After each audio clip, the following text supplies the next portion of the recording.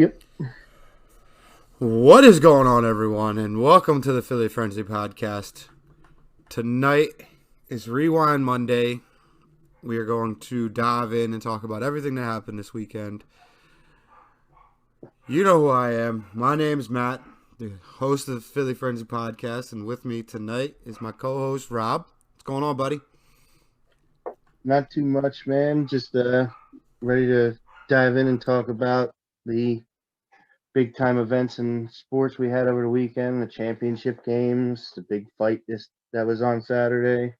A lot to talk about. All right. Before we start the show officially, I want to do a quick moment of silence, roughly about 30 seconds, for Hank Aaron and Larry King, two legends we lost this weekend. Hank Aaron was 84 years old. Larry King was 87. Hank meant a lot to me, um, and I know he meant a lot to the baseball world. And he was also a great person. So, I mean, it touched me. And without Larry King, I don't know if I'd ever even have tried starting a podcast. So I just want to share my condolences with their families. Do you have anything to add, real quick, Rob, before we do this quick 30 seconds? Nah, I think you covered it, man. Two living legends gone in one weekend. All right.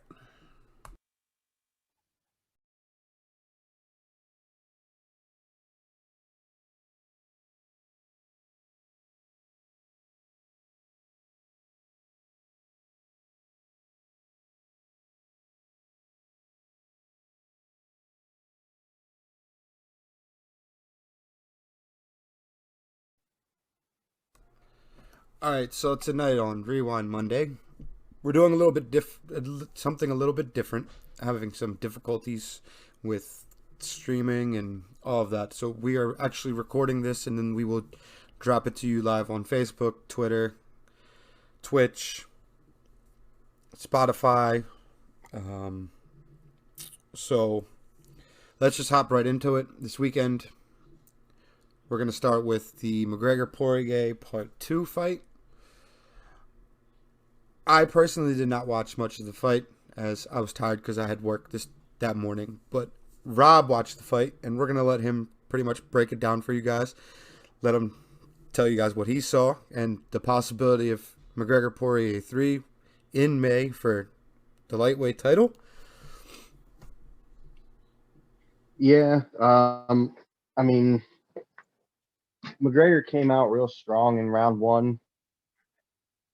He was landing a good bit of punches later in the round. Right off the bat, Poirier came out, uh, got Connor on the ground, kind of scrambled himself to the cage. They remained in the clinch against the cage for a good portion of the first round, which I really think wore Connor down a bit, especially because he looked not quite like himself, being that he hasn't fought in a year. The other thing from round one was that Dustin Poirier really focused on hitting McGregor with uh, leg kick, a low leg kick to his uh, calf on his lead leg. Um, McGregor has a bit of a wider stance than most guys, so that's a kick that's available when you're fighting him. McGregor was trying to check the kick, but it kept landing. By the time they got midway through the second round, that leg kick is what had devastated Connor's leg. It was you could see it was completely dead. It left him unable to move around in the cage, and that allowed Poirier to catch him with a clean combination of punches that put him out.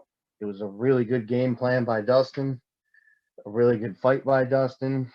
Connor admitted as much after the fact. He also admitted that, you know, he was not at the top of his game because he hasn't been fighting, and that he will be continuing to fight through 2021.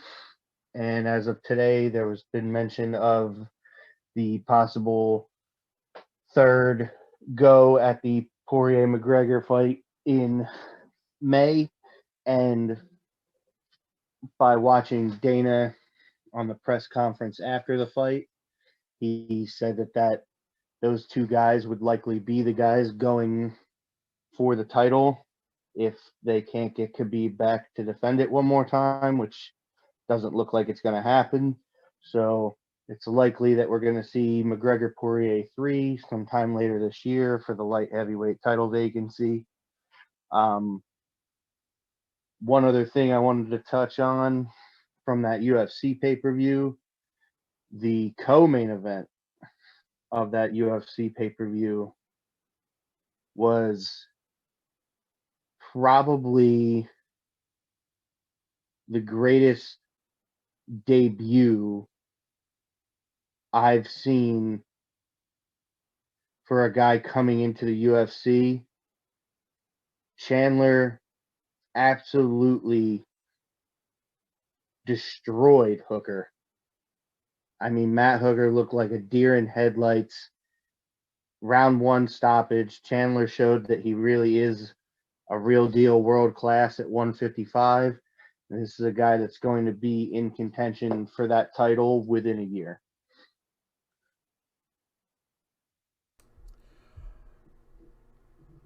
There was an interesting tweet by Khabib. He decided to say, "This is what happens when you change your team, leave your sparring partners, who made you a champion, and sparring with little kids far away from reality." Conor decided to clap back in a post-fight press conference. If he wants to have his disrespectful comments, come back and let's go again, my man. That's fighting talk. If you're coming back, come back. You try and do it. You know, it seems like McGregor and his camp want Poirier 3 for the belt. It looks like Dana White wants to get Khabib to come out and defend his belt. Do we get Khabib McGregor 2? Possibly? I don't think we're going to get Khabib McGregor 2 this year. I really don't. I think Khabib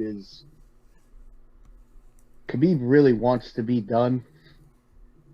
He's pretty much come out and said that he was going to be done unless he gets intrigued enough to come out of retirement to fight somebody. McGregor can intrigue him. He doesn't want to give McGregor the time of day because he doesn't like McGregor. They really don't like each other. Those are two guys that bad blood, that was real. They have no respect for each other. And the thing is, it's not like Khabib needs the money. Conor's a huge money fight, but Khabib doesn't need the money. He's got plenty of money from the fights he already did. A guy that I could see if he can continue to look as good as he looked against Dan Hooker, if Michael Chandler can keep this up, that's a guy Khabib hasn't fought in the UFC. So maybe he'd be enough to intrigue him to come out and come out of retirement, but it's not going to be after one fight, that's for sure. So unless Chandler can win the title within the next year and a half, maybe then he wins it and he could call out Khabib and maybe that'll interest him. But I don't think Khabib has any interest in coming back and fighting any of the guys who are already in the division. He's pretty much cleaned out that division. I agree the only other guy who's going to get him to do it is Conor, but I just don't see it happening. All right, so the quick rundown for UFC this weekend. You had Poirier and McGregor fight. Poirier and McGregor are now tied 1-1. McGregor is looking for the trifecta. Wants to beat him 2-1. Possibly this May. Strip Khabib. Doing it for a lightweight belt. Definitely something to keep an eye on. Developing story, hopefully. We get something soon. I don't think Dana's going to wait around, especially when it's McGregor. But let's just move on to the NFL. Let's start with the Chiefs and the Bills. On Friday, I said the Bills were going to have Josh Allen play well against pressure. Josh Allen was going to have to play almost pretty much perfect football. The defense was going to have to show up. And on Sunday night, man, the defense didn't show up. Josh Allen got frustrated at the end. And he didn't look that great against the pressure all night long. Andy and Patty Mahomes deserve to be going to a second championship. This is the best team by far in the NFL.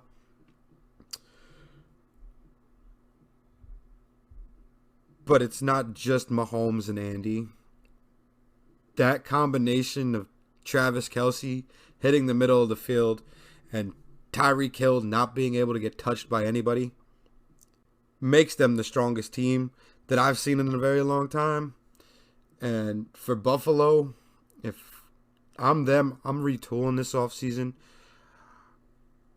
Cole Beasley played on a broken fibula to end the season and in that game.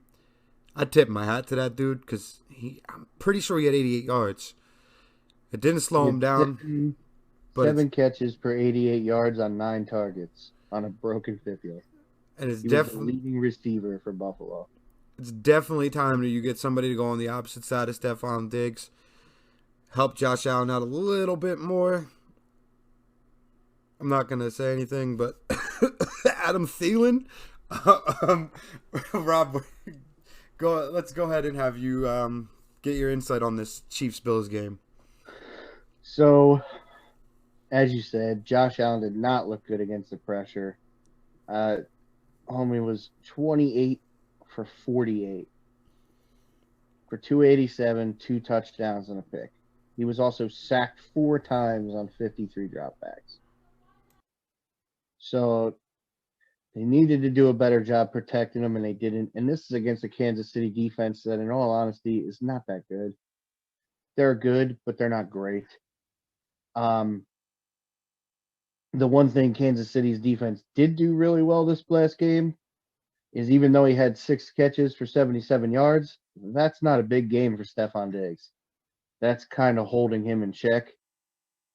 The number one thing the Buffalo Bills need to do, though, they need to go out and get a running back. Josh Allen Pass happy league. Josh Allen cannot be your leading rusher. Josh Allen led the Buffalo rushing attack with 7 carries for 88 yards. You know what the next closest guy on the team had? Singletary had 6 carries for a whopping 17 yards, averaging 2.8 yards a carry. That kid's not a real running back. Great job, Devin. Go out, spend some money, get Josh Allen some support in the running game, and then I think they could be a real threat. Until they do that, they're not going to be a real threat to a team like the Chiefs that has a complete team. I mean, Mahomes did what Mahomes is going to do, but they were also able to, with their backup running back, Williams, he had 13 carries for 52 yards and a touchdown. That's 4 yards a carry, and that's their backup. I mean, on top of that, Buffalo had no idea how to stop Tyreek Hill and Travis Kelce. Those dudes just did whatever they want all game. Tyreek Hill, huge 9 catches for 172. Kelce had 13 catches for 118 and 2 touchdowns. I mean, there's not much you can do against those two guys. They're absolute freaks at their position, but you got to do better than that if you're hoping to win the game. I think it was a showing of just how dominant the Kansas City offense is right now, which is something I commented on Friday, which is what I thought would win them the game, and it did. The one thing that really kills them moving forward is the loss of Eric Fisher. He will not be available for the Super Bowl. With already having Schwartz out, that offensive line's getting depleted. I'm just hoping they can keep Patty upright, and I want to see them go back to back. I absolutely disagree. I do not want to see them go back to back. It's because you're a Raiders fan, all right? And you should hate this guy more because of the Tuck rule. So let's switch over to the Packers and the Bucks. First. Hey, I don't like the Buccaneers either, but I'll take them over Kansas City. All right, let's switch over to the Packers and Bucks. That was the 3:00 game on Sunday. Forget McGregor Poirier. Forget Chiefs Bills. You know what? Forget the Packers Bucks game. Don't forget that this offseason, the Green Bay Packers selected Jordan Love in the first round, a backup quarterback for Aaron Rodgers. Didn't draft Trayvon Diggs, the corner out of Bama, who went in the second round to Dallas, and they allowed Kevin King to be the second corner on that team, and that man's face was on the back of a milk carton all night long because nobody knew where he was. The only one who actually knew where he was Tom Brady, because Brady was picking him apart piece by piece. One issue was Kevin King. The other issue was Tom Brady had his way on third down all night long, and Aaron Rodgers isn't clutch. You can't get 2 fourth-quarter picks, go 3 and out on both them drives. It can't be 3rd and goal at the 8-yard line, and you're given the whole right side, and you just stand there and throw to Davante Adams with 2 guys on him when you could have got at least 6 yards, maybe even a touchdown. And then you want to ask why LaFleur kicked a field goal? It's 31-23 at that point. You're down 8 points. 2:04 on the clock. 3 timeouts, essentially 4 of them. If you had no yards on first down, no yards on second down, Rodgers has a lane, doesn't take it on third down, what gives you the confidence to think, yeah, let me march Rodgers back out there on 4th and goal at the 8-yard line, and he's going to get that touchdown now, and then turn around and get the 2-point conversion? Either way, Brady was getting the ball back in his hands with the game on the line. Either tied, down 1, or down 5. I don't question the field goal attempt. What I question is Rodgers not running for a touchdown. What I question is back in the second quarter when Blunt got a pick, he grabs the right shoulder, they don't call nothing, and then on 3rd and 4 on the last drive of the game, Kevin King grabs the man's jersey, and they call a holding, or actually, they call a defensive pass interference on a non-catchable ball that iced the game.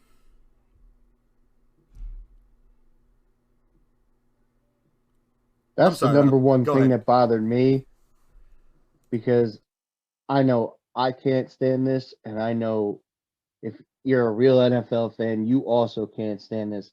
I do not want to see the outcome of games in the NFL directly correlated to a call by the referee. The way they were letting those corners on both sides play physical and use their hands all day, there is no way Kevin King thought he was going to get called for even a holding call for what he did on that play, because there was way more egregious over excessive use of the hands and body on both sides of the field the entire game. And then the referees come out and make that ticky-tack call to directly affect the outcome of not just a game, but the championship game. And again, we're sitting here on Monday having to talk about a bum call by the referees instead of talking about a great football game. I cannot stand this. Now, to comment on Aaron Rodgers, I have to agree. My man's lost the clutch gene. He had it early in his career. He hasn't had it in a long time. This makes him, I believe, 1-4 in championship games. He is 7-8 in his last 15 playoff appearances. And he had chances in the red zone all game long, and he blew a lot of chances in the red zone in this game. If your defense can get you 3 interceptions from Tom Brady, you have no excuse not to win this football game. But hats off to Tampa Bay. They did what they needed to do, and they got the job done. They came out swinging, which is the Packers did not. The Packers looked slow and lethargic early, and Tampa Bay came out foot on the gas pedal. And I was speaking with you as this game was going on, Matt, and I told you when they went up 21-10 at halftime that game was over, and I was right. Bruce Arians did something at the end of that half that takes me back a week ago when Andy Reid had a backup quarterback in on 4th and 3. They rolled him out, threw Tyreek Hill the ball to ice the game. He dropped his you-know-what. Yesterday, 4th and 2, 13 seconds left in the half. Bruce Arians says, Brady, go out there and throw it. Kevin King's single coverage, no safety high, gets caught in between, staring at Tom Brady. I guess he thought he was cute or something because he forgot he was playing football, and allowed Scotty Miller to go behind him 15 yards, and he was nowhere near him. But then again, can't really say that he must have thought something, because in the first quarter, we watched Mike Evans do it. Bruce Arians pretty much said, we're winning this game right now. He dropped his you-know-what on 4th and 2 with 13 seconds left in the half and gave Tampa Bay a 21-10 lead. Yep. One thing you saw. A gutsy call. One thing you saw this weekend with the Green Bay Packers and the Buffalo Bills. Sean McDermott, at halftime, decided to kick a field goal right before half. 4th and goal at the 2-yard line. McDermott should have dropped him and went for a touchdown. You're playing Kansas City. You know it's going to be a shootout, but instead, you played it safe. Matt LaFleur, I don't have an issue with him kicking the field goal at the end of the game. But guess what? I bet you if the shoe was on the other foot and that was Bruce Arians, I bet you Bruce Arians is dropping them. And more than likely, Bruce Arians is going to draw up a play good enough to put the ball in the end zone. Yeah, I agree, man.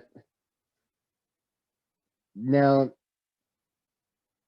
the one thing that was really disappointing to see with Green Bay too is what a lack of any way to scheme their running game to get going.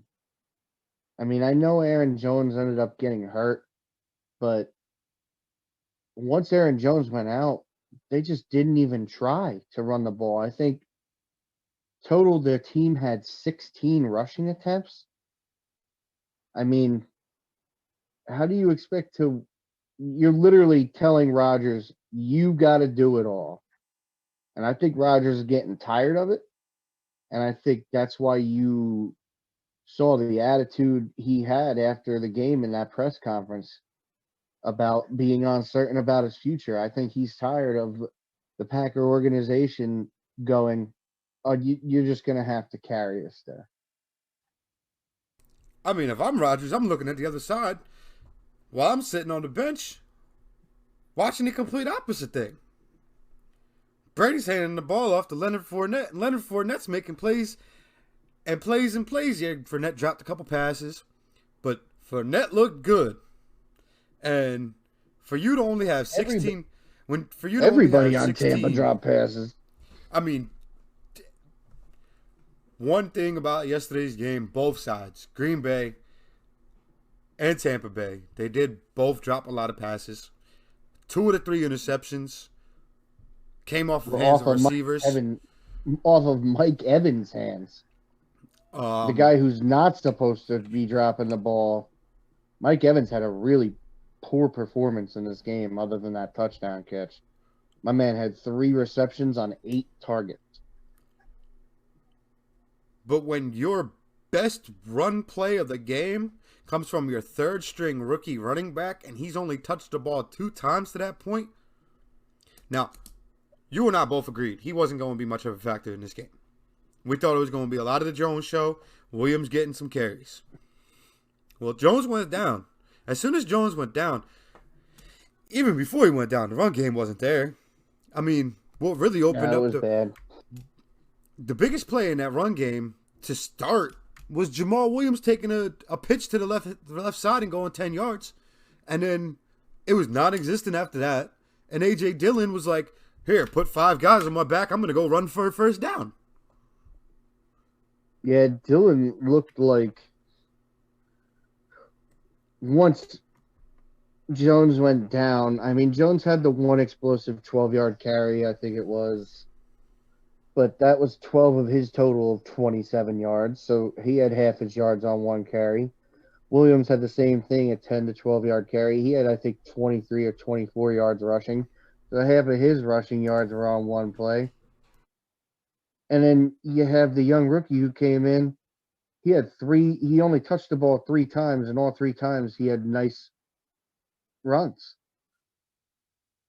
And I think that the problem was because Tampa Bay came out on the gas pedal and Green Bay came out sleeping, they were playing from behind the entire game. They never had a time where they felt Tampa Bay only feels comfortable running the ball when they're up or when they're in the game, but they were never really in a spot where they felt comfortable doing it because they were never in this game.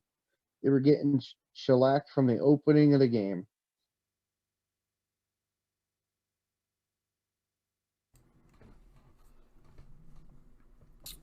So, the Super Bowl is in 2 weeks. We got Tom Brady, 10th Super Bowl appearance, 6 Super Bowl rings. We got Patrick Mahomes, 2nd Super Bowl appearance, 1 Super Bowl ring. Got Andy Reid. This will be his 3rd appearance. He's 1-1 in the Super Bowl. His only loss is against Tom Brady in 2005. We're going to cover this Super Bowl big over the next 2 weeks. Rob and I are trying to work on possibly getting a few guys in here that are going to be playing in the Super Bowl to have a couple interviews with them, sit down, pick the brains. Can't make any promises, but that's the plan. There's not much more to say on these games. It was clear cut. Tampa was the better team. It was clear cut. Kansas City was the better team. And besides the first round, Poirier was the better fighter. So the 3 best people / teams won over the weekend, which is all you could ask for in sports. Nobody got gypped. I mean, Green Bay did with Kevin King, but that's a draft pick. It's not an actual game. So we will be starting on February 8th. Mock Mondays on top of Rewind Mondays. Mock Mondays will consist of mock drafts, taking our 2 favorite teams, the Las Vegas Raiders and the Philadelphia Eagles, making some scenarios, fixing a few things, adding some players, getting some input from you guys. On Wednesday, we have our normal QB Wednesday. We will talk about Aaron Rodgers. We will have Deshaun Watson and Carson Wentz updates. We will cover Phillip Rivers, Drew Brees. There was somebody else Rob wanted to talk about. Who was it, Rob? Was there? I don't know if there was anybody else I wanted to talk about. Unless it was Watson. Well, I mean, I always want to talk about Deshaun Watson wearing a Raiders uniform. So they're going to be the 5 guys we talk about on Wednesday. I will throw this out there now. I'm going to compare Aaron Rodgers to Donovan McNabb on Wednesday, during Quarterback Wednesday. I'm going to take a lot of heat. I'm hoping me saying this at the end of this episode makes you tune in to hate me even more for comparing Aaron Rodgers to Donovan McNabb.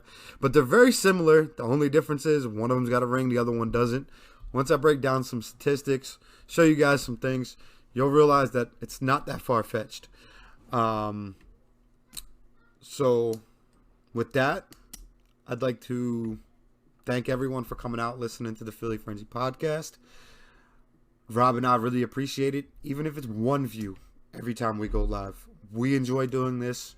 We hope you guys enjoy listening to us as much as we enjoy doing this. I